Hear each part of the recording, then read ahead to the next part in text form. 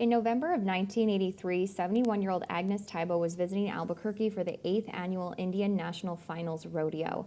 But before she could get to that event, she was found murdered inside her motel room.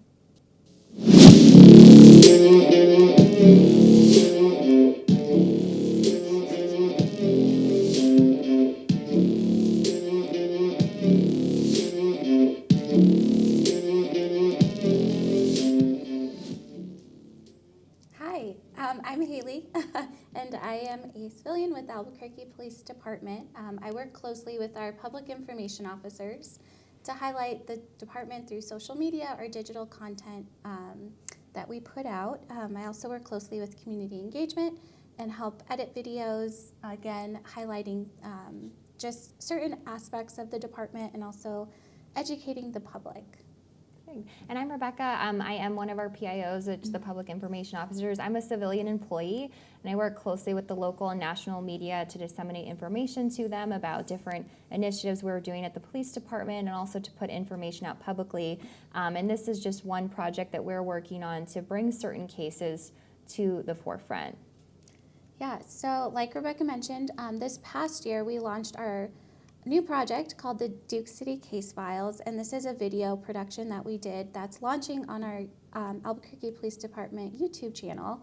But through many requests, we actually are transitioning it over to being a podcast. So in just hopes that we're able to reach a broader audience that's going to help solve these cases that we have. Yeah, and we do have a disclaimer, just that through this series of episodes that we will be releasing, we just want to remind the public and any viewers that we do have and listeners that please be respectful of comments that you do share. You know, these were people, and these people had loved ones that really cared for them, and we just want to be cognizant of that and make sure that people are cautious of that, but also we will be discussing at times in some of these episodes some graphic content, so we just do have some viewer discretion is advised. Yeah, so before we actually get into the case itself, I'd like to introduce our cold case investigator, Liz Thompson. She was currently investigating this case, so she's going to talk a little bit about herself. So, hi. Thanks, Liz, for being with us. Thanks for coming. Oh, absolutely. Thank you so much for having me. Yeah. This is a project that's really near and dear to my heart.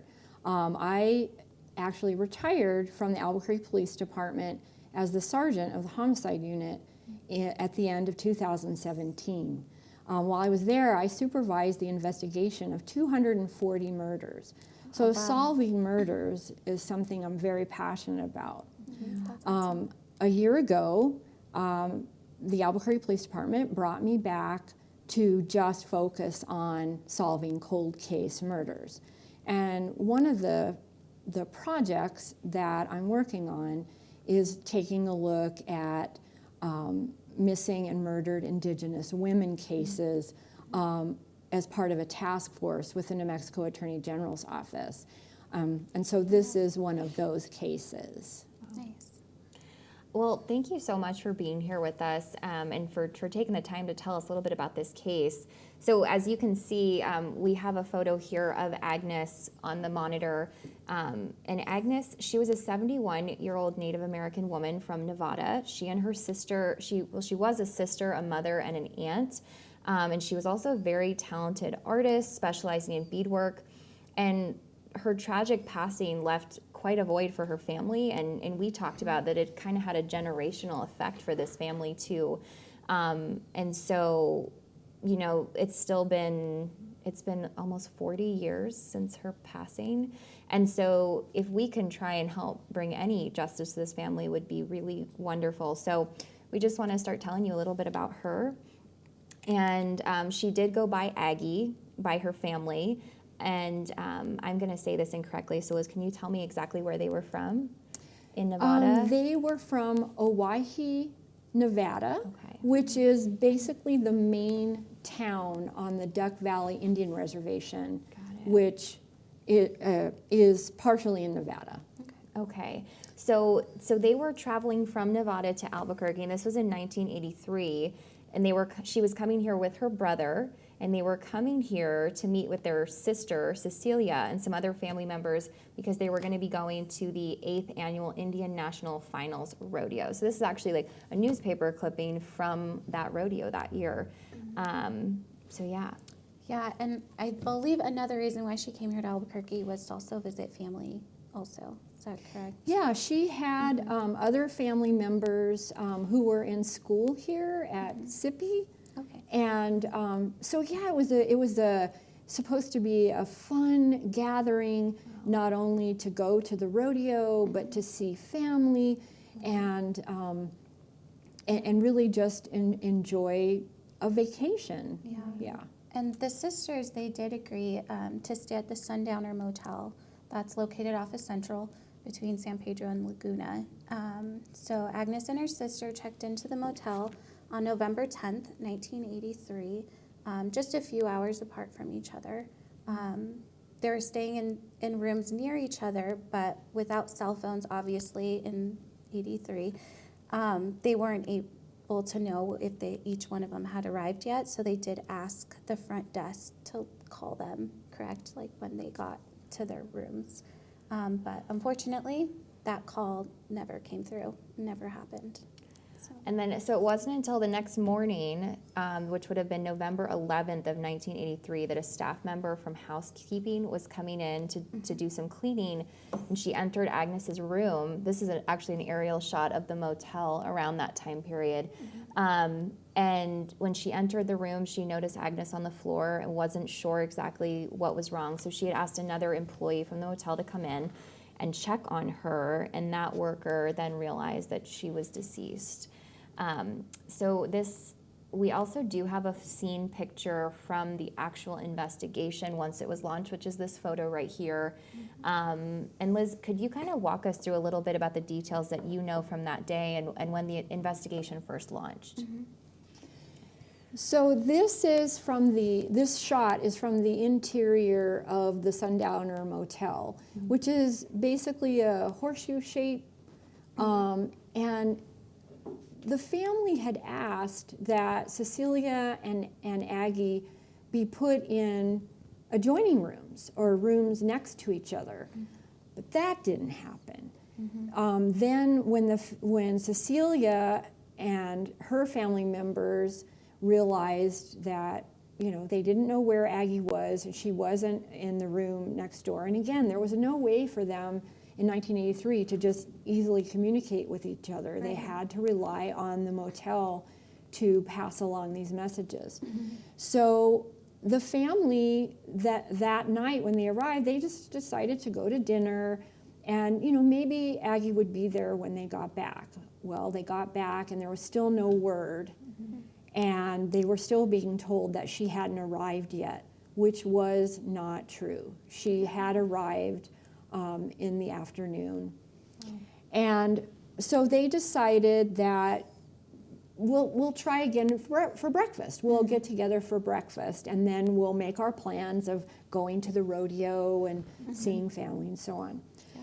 So while the maid and the maintenance person were discovering her body, Aggie's nephew by marriage had gone and actually, he had knocked on the door before that. There was no answer. He had actually gone to the manager and said, we really need to check on her. They had found out that she was there, but they needed to check on her. Yeah. Well, the next thing they learned was that she was in the room. And so the nephew and another niece had gone and actually looked in the room and seen her and confirmed that that was her, and then they learned that she had died. Okay. Of course, nobody knew at that time what had happened. They couldn't tell just by looking what had happened to her. So the police were called, and so that's how it all got started. Right. And the scene was suspicious. There was definite signs of a struggle, and then once, you know, the ambulance took her away and the police started investigating, she was autopsied, and they did determine that her cause of death was strangulation. I have a question based on the fact that you said there were family members that tried kind of knocking or getting access and had asked staff to enter. Do we have a definitive timeline of when we believe she did have this altercation that led to her death based on when they were knocking and when they finally were able to get in?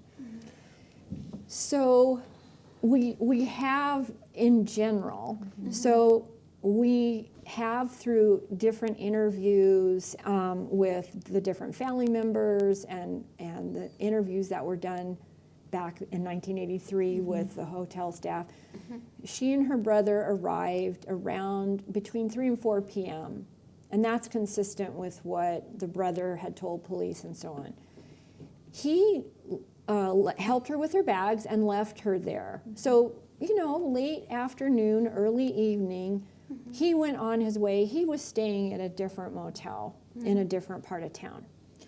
So from that point on, we really don't have an idea of what happened until in the morning. And it was mid-morning. So 9, 10 o'clock is when people started noticing that something wasn't right, and then they were saying, yes, she's here, this is the room, and there is something not right. Okay. Yeah, so it's a lot of hours, but it does appear that, you know, it happened during the evening. It was apparent that Aggie had gotten ready for bed and, you know, was dressed for bed, and so it was after bedtime. Yeah. Okay. And there are some other key facts that we've talked about regarding the circumstances surrounding her homicide, and we do know that she had visited a casino while she was on her way to Albuquerque. She did win a rather large sum of money before checking into the Sundowner, and she did also pay for her motel room in cash, and family members believe Cecilia had already paid for Agnes's room in cash. So that's something interesting. She was also the victim of a robbery. We do know there were items taken as well, like jewelry, some beadwork that may have been pawned off. And the cash from her winnings were also never located with her or in the room. And then the last kind of important clue is that there was no sign of forced entry. So I think there's a couple possibilities, right? She could have either left the door unlocked or it didn't latch for some reason. She knew the person who came in and did this, or the person had a key. Yes. So there's kind of 3 possibilities there.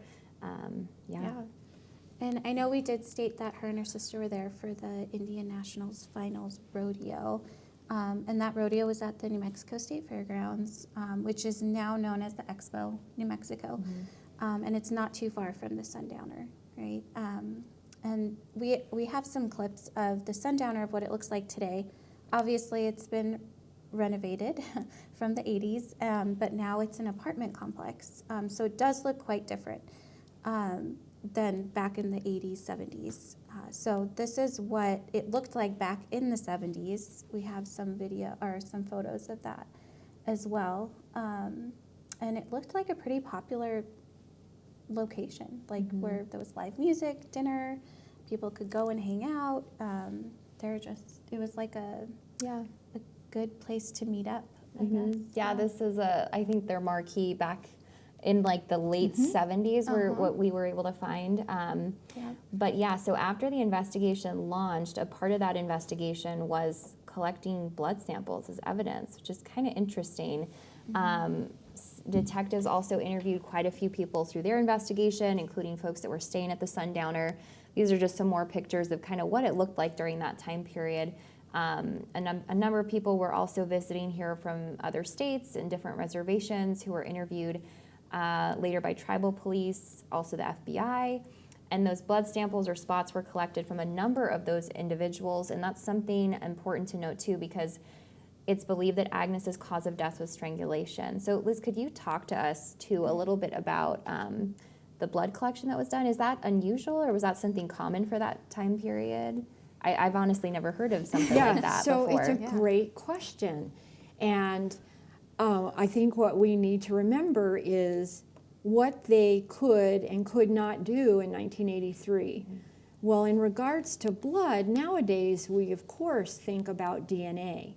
Well, DNA analysis and testing for criminal, forensics didn't really come into use and wasn't really, it was being developed at that time, but it wasn't being used for criminal investigations for a few years.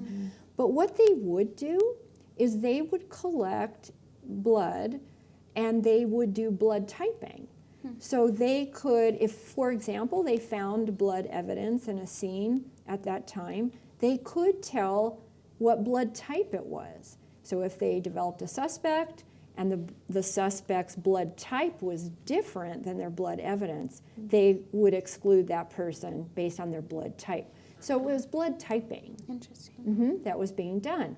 But what that means is, when we look at a case like this, and it was a great relief when I started to review this case, to reopen it and take a look at, in 1983, how much they really did collect evidence, including getting these blood spots. Basically, it's a fingerprint, and then they are able to get, they collected a lot of evidence.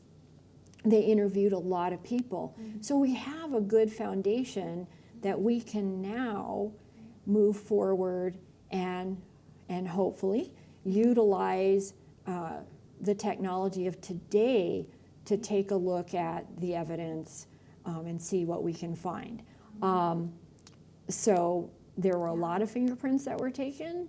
There were these blood spots that were taken, a lot of interviews that were done. And so we are actively working this case for DNA. So what we know is that, oh, and by the way, I want to just give a caveat here. This is a typical sort of motel room of that time. Right. This is not the room where it happened. Yes, correct. But the room where it happened, again, had signs that there was a struggle. Her cause of death was strangulation. So what that means to us investigators is that the perpetrator of this touched things. So what do you get when somebody touches things, hopefully, including a body? Fingerprints and touch DNA.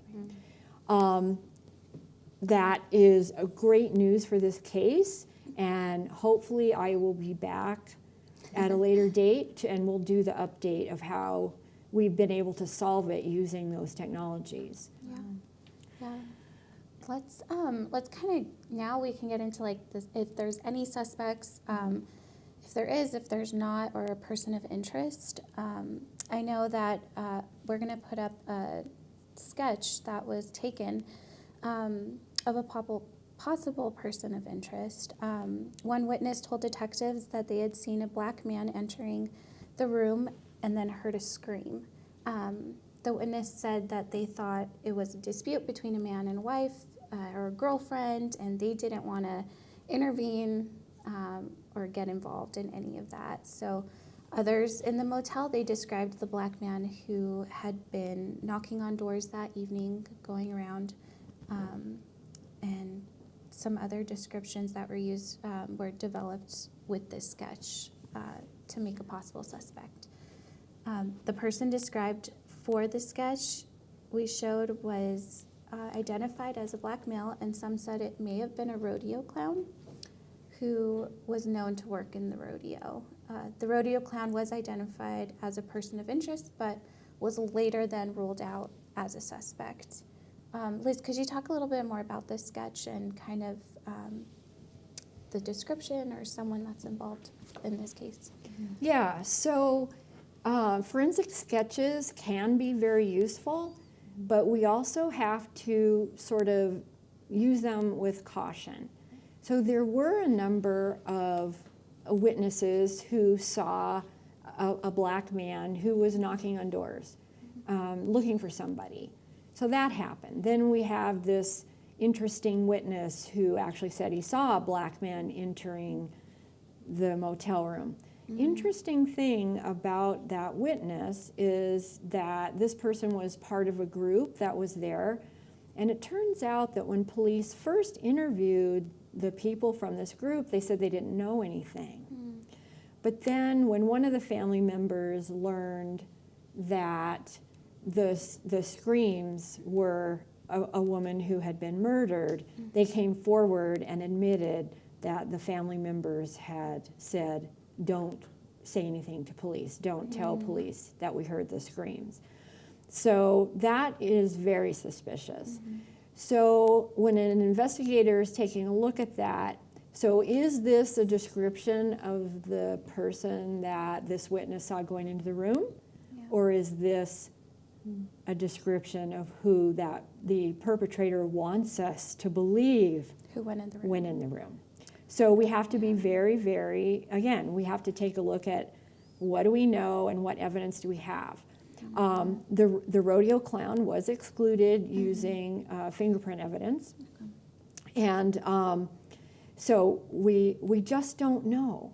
And we're hoping. Part of what makes this case even more difficult is that the people who were staying at the motel and who were attending the rodeo were from all over, including some from Canada. So that makes it more difficult. If we are able to develop fingerprints or DNA, they may not be in the American system. Yeah, wow. So yeah, so we've gone over the persons of interest now, or people who were at the time, and just so we've talked about this, the folks were in town for this rodeo, and that was a big part of this case. And you talked about the fact that, you know, people then came forward after learning some more information. The fact that a number of points along her journey, Agnes was seen with a large amount of cash, including by motel staff and possibly other guests, it makes it important to look at all those possibilities too. People staying at the Sundowner and attending the rodeo, like Liz said, were from all over, including a group of Canadians. If the perpetrator or someone else, especially another country, you said it does make it a lot harder. Do we think that that kind of might have been a reason for why this happened? They used that they were in, people who might have been responsible were from out of town, they were here, kind of a good way to commit a crime and then get out. Yeah. Is that something that you guys have explored through the investigation as a motive maybe? Absolutely. We're looking at every angle. Even back then, they were looking at that angle. There were a number of interviews, subjects that were fingerprinted that were from other states, and then were interviewed actually by tribal authorities or the FBI because they lived on a different Indian reservation or they were from a different state. So that was even being explored back then. But we definitely know that a perpetrator who's going to do something like this, if they're in a town knowing they won't be recognized, you know, and also we pretty much know people do talk. And, you know, we want to hear from those people that they talk to. But if you're from especially another country, the chances that that person that you tell is going to tell local police because they're so far removed from it. But absolutely, if any of this rings a bell to anybody, we really want to hear from those people. And you had mentioned earlier, too, that there's a lot of DNA being worked right now and fingerprinting. Can you just, before we close out, can you talk to us about where this case stands right now and, yeah, the current status and kind of what we're waiting on? Yeah.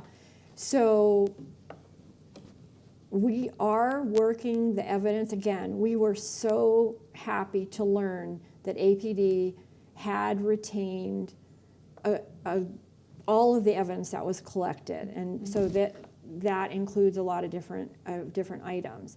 So we are reworking all the evidence in this case, okay, using the technology of today, and we're just waiting. Yeah. So it's hard to wait. The other thing that I'm doing is I'm contacting anyone and everyone from that time who's still alive, and sadly, you know, I mean, it was 39 years ago. Yeah. So some of these people, for example, Agnes's brother that came down her way, he is deceased. Her sister is now deceased.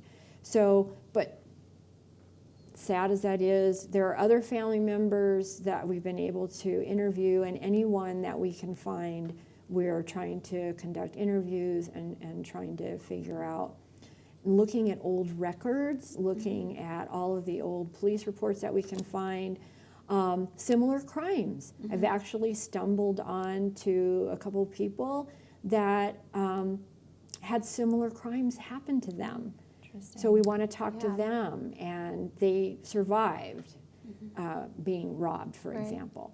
So a lot of the things that we do now in a murder investigation are what we have to do. We just have to remember, you know, the lens that they were looking through is very different than the one we're looking through now.